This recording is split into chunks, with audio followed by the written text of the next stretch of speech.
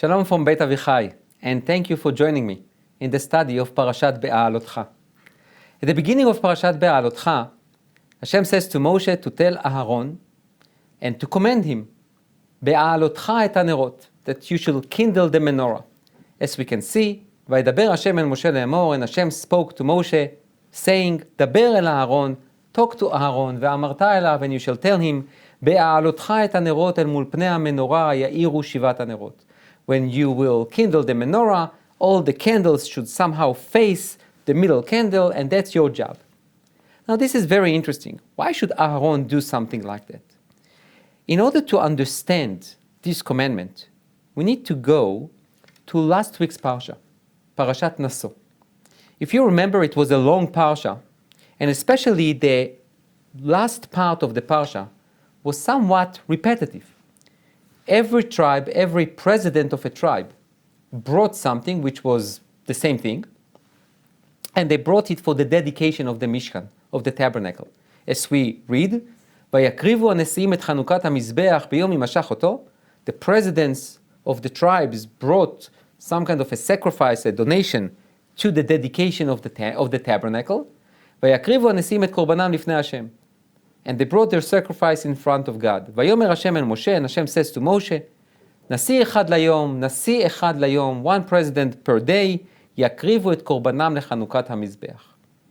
So we have the presidents of the tribes bringing a gift to the dedication of the tabernacle, and then that was last week's parasha at the end. And in this week's parasha, in our parasha, this Shabbat, we are reading about the idea that Aaron has a special gift or a special commandment to kindle the menorah. What's the connection between these two parts? Rashi, Rabbi Shlomo Yitzchaki, our French commentator from the 11th century, says the following. למה נסמכה פרשת המנורה לפרשת הנשיאים? What is the connection between the end of last week's parsha, that talked about the presidents bringing gifts, and our parsha?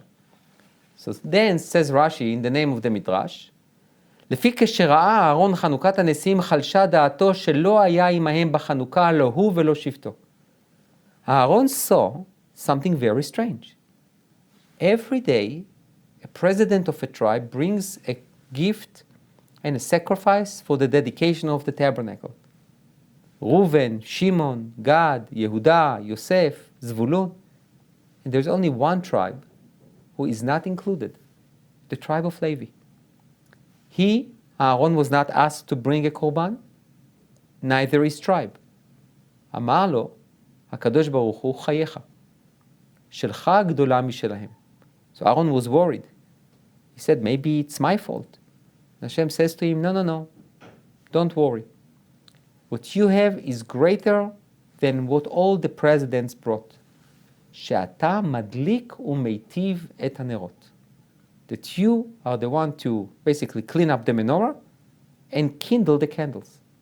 So your job, your position is greater than what they did. Now, when we see this Rashi, it's in the name of our sages in the Midrash, we obviously need to try to analyze it. So Aharon was concerned that maybe it was his fault that his tribe was not called to bring a gift to the dedication of the tabernacle. Why would he think like that? Perhaps because of the golden calf. He still thought that he is not worthy to really be God's servant in the temple, in the tabernacle. But then, even if that's true, what's the answer? God gives him some kind of a consolation prize?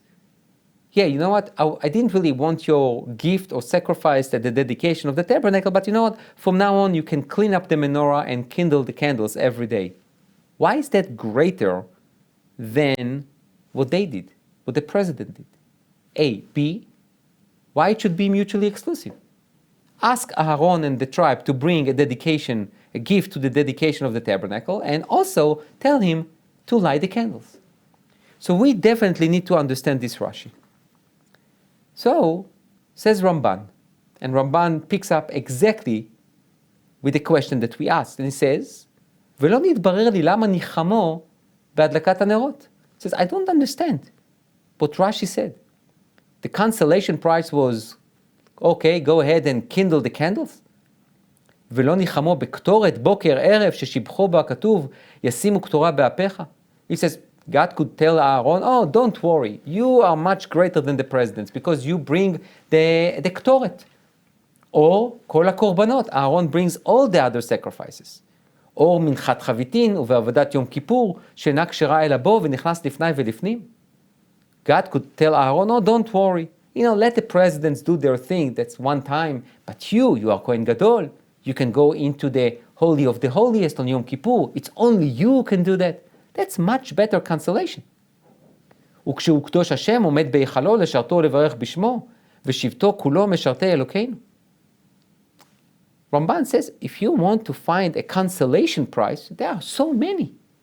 Why to pick something that looks so minuscule? Kindle the menorah. When you can tell Aharon so many other great things that he does and no one else can do. And in addition, says Ramban, I also don't understand. מה טעם לחלישות הדעת זו? והלא קורבנו גדול משל הנשיאים, שהקריב בימים ההם קורבנות הרבה כל ימי המילואים. He says also, during the 8 days of the dedication of the tabernacle, Aharon brought many sacrifices, not only one. So why was he upset?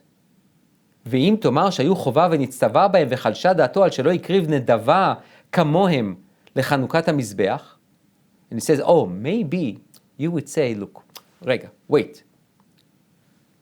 All this list of these consolation prices that Aharon has, it's something that he's obligated to do. But last week's parasha, the presidents were not commanded to bring it. They, in a way, did it as a volunteer act. And maybe Aharon felt, look, I was missed by not doing something, not as part of an obligation, but part of my just showing of love and commitment to Hashem without being obligated, just to bring, it's just from the generosity of my heart.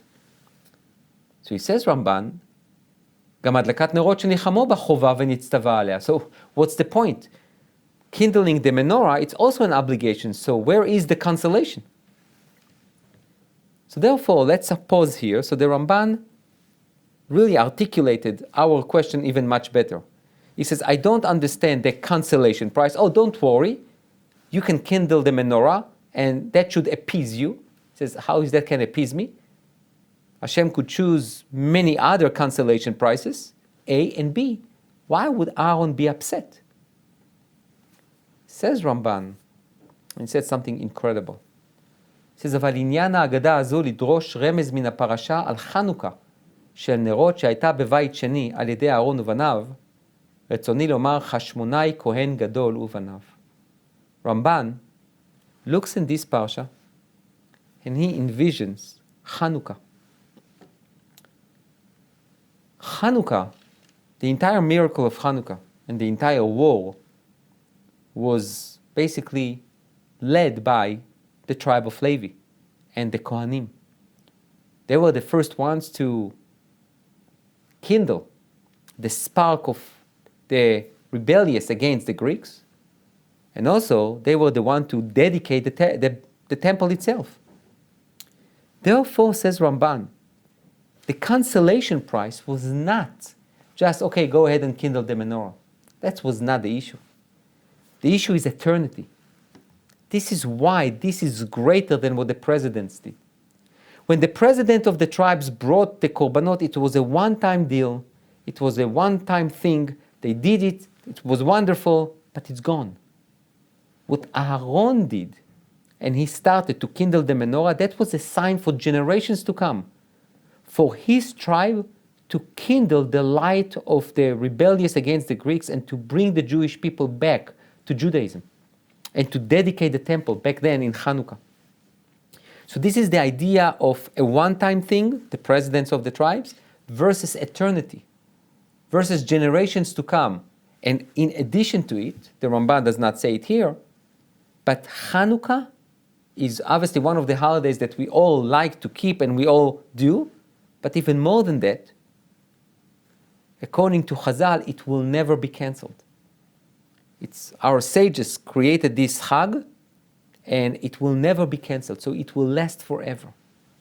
So now we understand that when our sages says that Hashem says to Aaron, don't worry, it will be something that it's greater than everything that was done before. The idea is eternity. Chanukah time and then forevermore. Rav Soloveitchik says the following. The battle of the prince, the political representative of the people, is always waged onto the socio-political field, in the public eye. Every move of his is reported. Every gift or sacrifice is announced precisely. Day after day, the political leaders, those who lead the people in the field of government, are showered with recognition. They are present at every celebration and seem to be honored for everything. It's a very modern reading, and Rav Soloveitchik says when we speak about the president of the tribes bringing sacrifices, and they are being mentioned by name, the day, what they brought, even though they brought the same thing. Meaning the Torah could say, on the first day, this president brought A, B, and C, and on the second day, the name of that president, he brought the same thing like the first one. No. The Torah mentioned everyone by name and the same sacrifice. Says Rav Soloveitchik, the presidents of the tribes are basically political leaders. And when they bring something, when they do something, it needs to be in the papers, because if not, it's like they never did it. Political leaders must have recognition. They are always in the public eye. Aaron felt weak because neither he nor any of his tribe was present at the dedication. Aaron, the traditional Jew, felt a bit downtrodden. The quiet, modest Aaron, who often allowed himself to be insulted and struck with stones, who often bowed before the masters of Esav, did not appreciate that it was he who kept the menorah burning, who guarded its sanctity with self-sacrifice and unbounded love. We have something interesting here. Rav Soloveitchik reads this story in a very different light, twofold. Aaron is the traditional Jew. The presidents are the political leaders, what we call sometimes the machers, the people who always lead and always being recognized. And sometimes for just simple Jews, to do the same thing day after day with no recognition can sometimes be hard. Just the quiet, modest thing that we do day in, day out. Sometimes we all, it's a human nature. You want in a way to be recognized for what you do. So Aaron, as Rav Soloveitchik says, was like a bit depressed. And then he says the following. If not for Aaron and his dedication to preserving the holiness of the sanctuary, who knows if the princess could have dedicated the vessels of silver and gold. Nevertheless, Aaron felt forgotten and abashed because no one remembered him. No one praised him. His work was ignored. God said to him, I promise, your work is greater than theirs. Do not be depressed. Your role in history will never be forgotten. This is an incredible reading. It says, on one hand, without this simple day-to-day work of every simple Jew, the political leaders, the machers, the people who always being recognized, we're not sure that they will be able to be recognized if not for us doing the job day in and day out. But still, Aaron in a way felt that he also wants a moment. He always also wants to be remembered. Some people are day in and day out and they do it and no one pay attention to them, and then when they die, no one remembers them. But everyone wants to be remembered. Everyone wants to know that he impacted others, and Aaron in a way felt underappreciated. But God says to him, I promise, your work is greater than theirs. Do not be depressed. Your role in history will never be forgotten. The Rav Soloveitchik talks not only about Aaron, he talks to all of us, to every simple Jew, that we carry this tradition and we bring this tradition every day.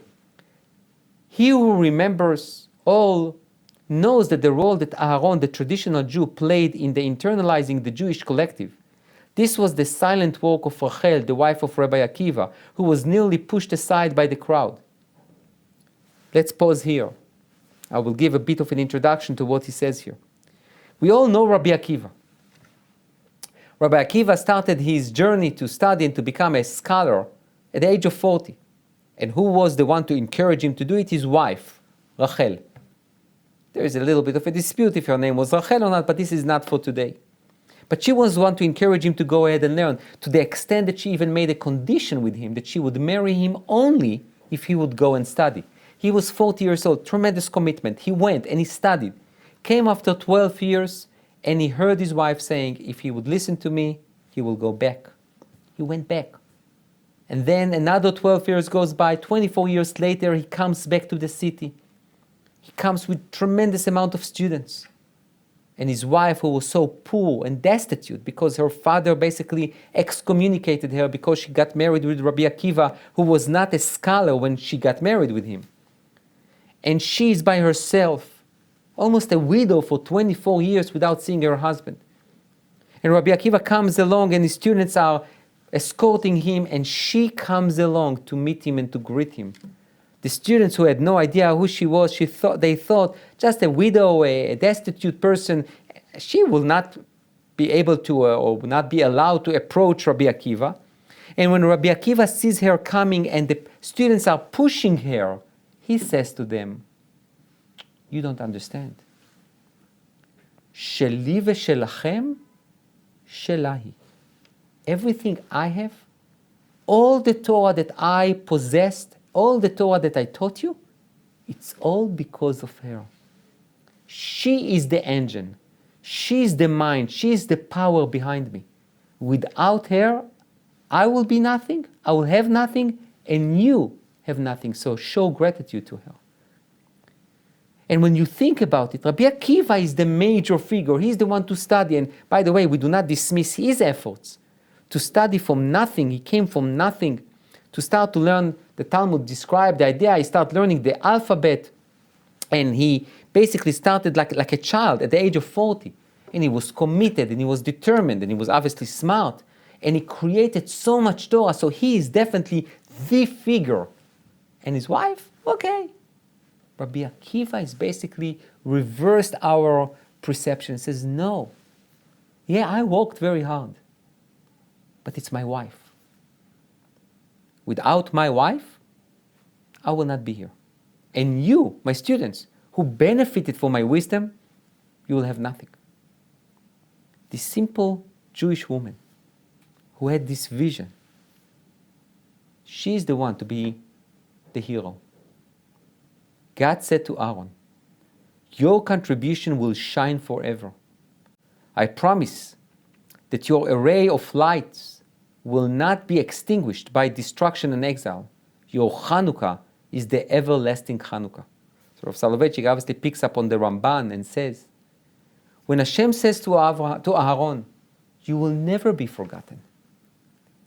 If I will make a trivia game here, and I will ask you, can you please name for me 4 names of the presidents of the tribe who brought gifts to the dedication of the tabernacle?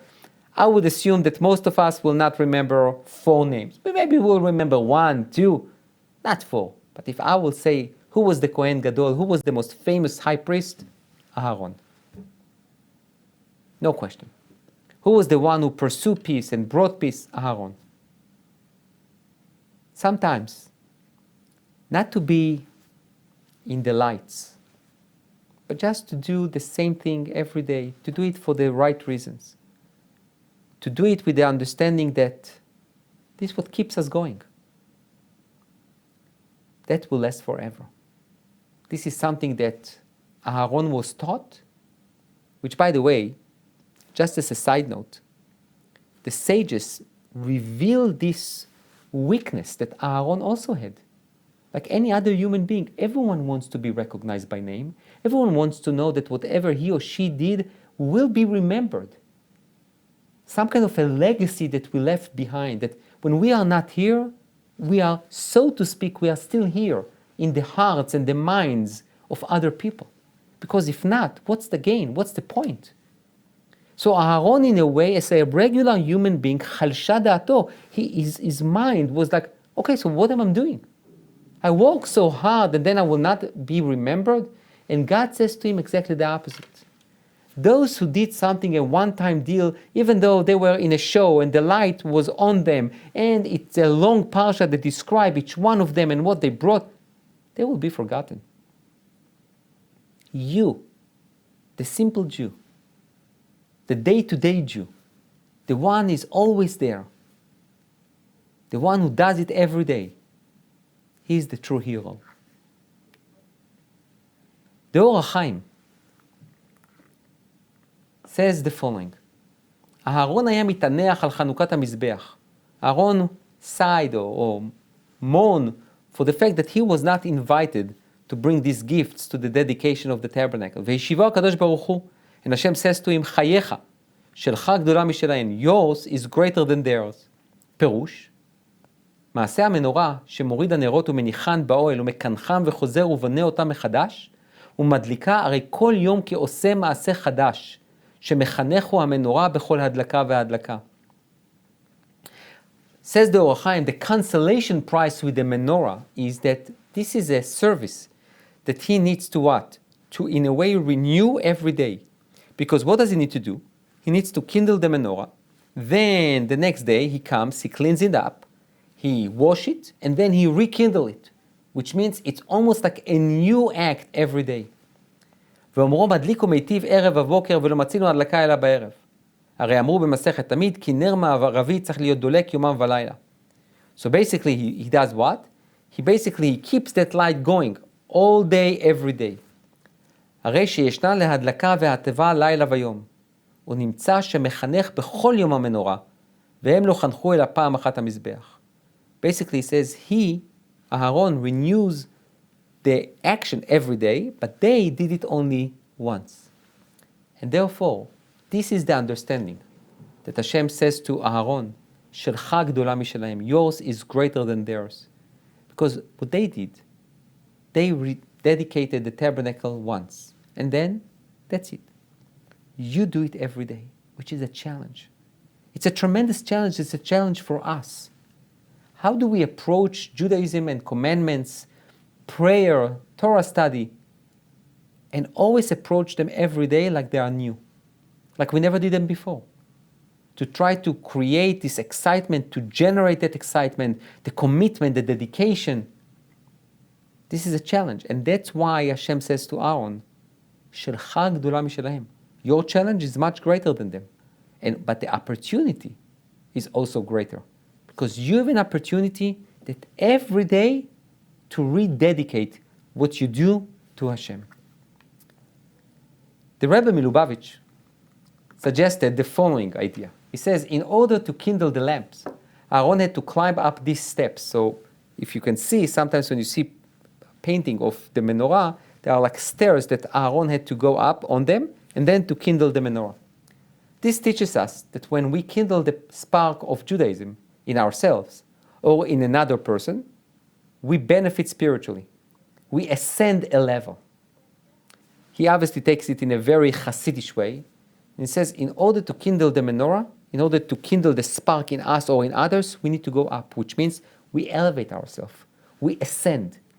This ascent affects not only our head, our intellect and consciousness, but our whole body, all aspects of our life. In fact, we ascend before we actually affect other person. This is a very interesting and really brilliant idea. Before Aaron kindled the menorah, he's already ascending. Meaning the intent to kindle my own spark of Judaism or someone else, just the idea, the intent already brings me up, elevates me. The very decision to help others affects us first, which obviously gives us tremendous meaning and understanding. of what does it mean to impact others. When we help others, the first ones that are being helped are us. It's not why we are doing it, but that's a natural effect and reaction to our decision to help others. So immediately we understand, even without the Rabbi saying it, is that when God says to Aaron, Shelcha gdola mishelahem, yours is greater than theirs, the presidents with their gifts, they did it for themselves. They dedicated it, they dedicated their gifts for the tabernacle, but it was theirs. Maybe on behalf of their tribe, but that's it. Aaron is doing that for Am Yisrael. He's doing that for all of the nation. By ascending the stairs, even without kindling the menorah yet, you are already being elevated. Literally, this would be translated when you raise the lamps. Behaalotcha, when you elevate.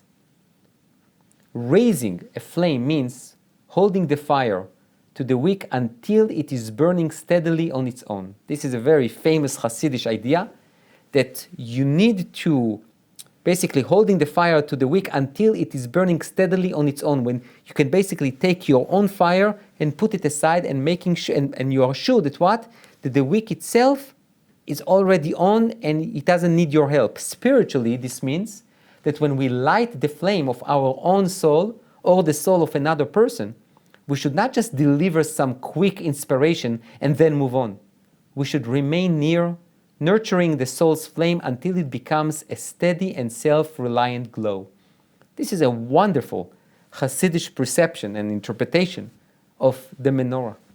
You need to make sure that when we inspire others, we don't make a quick inspiration and we move on, which, by the way, is obviously an issue in our modern life when everything is so quick and so instant and you do it and you move on. In Judaism, it's not like that. You kindle the candle, but you don't abandon the candle.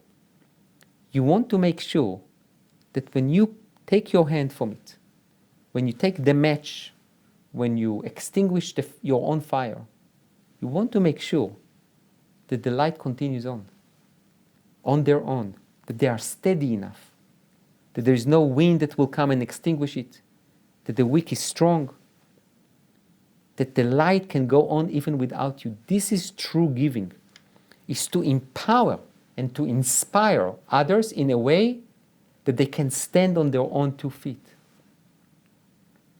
עד שתהא שלהבת עולה מאליה, that the flame will come from its own. So when we look now at what the presidents did and what Aaron was given, we can definitely understand why Aaron's action is greater than the president's. It might be based on what Rav Soloveitchik says, the political leaders versus the simple Jew, the day-to-day Jew. It might be the understanding of everlasting Hanukkah, which means a one-time action which can maybe get all the light and all the publicity versus things that we do that build eternity. And then in the Rabbi Melubavitch understanding is the idea of inspiring your own soul and others. To make sure that when you have in mind to inspire others, immediately it will elevate you. Some people think that they need to study only for themselves, they need to do things only for themselves. Because if they will go out and they will inspire others, something will be taken away from them. It's exactly the opposite. You learn in order to inspire, you do things in order to help others to recognize that they can do it. Obviously in a very humble way. But the idea is that when you go out and you inspire others, you yourself become a better person. But then when you do it, don't do it like the Nesi'im, just one time and you go home. Make sure that whoever you inspired is going to be inspired forever. It will go for eternity. It will change his or her life for eternity and their descendants. And this is the responsibility of each one of us. The day-to-day Jews. We should never underestimate who we are and the power that we have. The power of influence, of consistency, of eternity. So, when you see someone who is being recognized for a one-time thing, it's nice and you should definitely be happy for him or her. But we all need to know, Judaism commitment is not being built on a one-time thing. It needs to be something that is based on consistency, on day-to-day, on this tremendous daily commitment that guarantee, or at least try to guarantee, the eternity of Judaism. So, each one of us can kindle a menorah, can kindle one more candle, and to do it in a way that this candle can stand on its own. And we and that candle can ascend to even a higher spiritual levels. Thank you.